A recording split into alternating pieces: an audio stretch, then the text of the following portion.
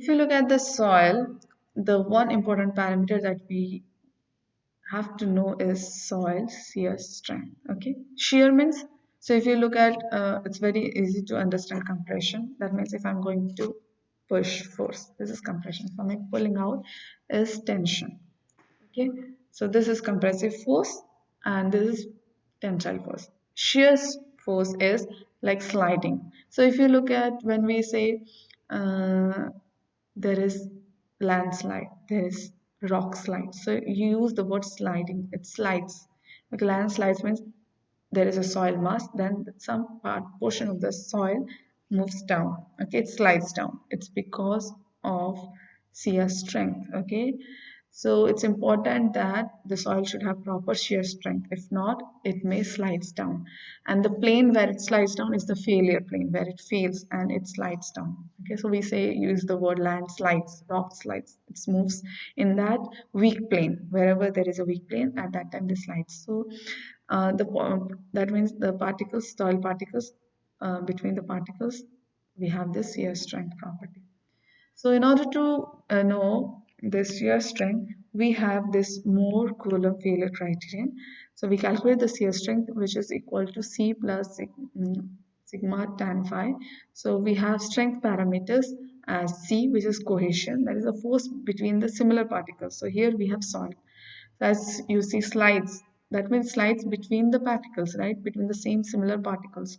So there is a cohesion force. Opposite is adhesion. That means when the force is between different particles. But here we are looking at soil particles. So cohesion is important parameter. And another is phi, which is internal friction, coefficient of internal friction. So these two are your strength parameters.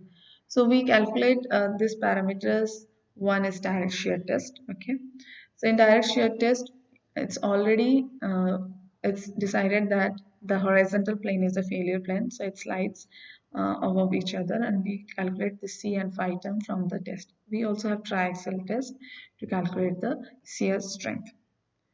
Then there is another parameter, compressibility. Compressibility means the soil compresses. Okay, when you say compress, that means there is a change in volume.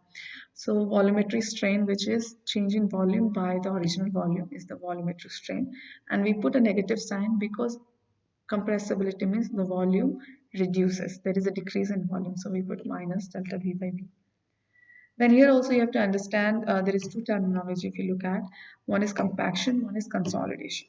The compaction means in case of compaction, you're removing the air, okay, from so any soil, as we have discussed in another video, of soil is made of three-phase system: solid, liquid, air, water. So solid, water, and air. So when you're removing this air from the voids, because water and air together will say as voids in the open spaces, which is voids, they're present. So if you're removing the air from the voids, we call it as compaction.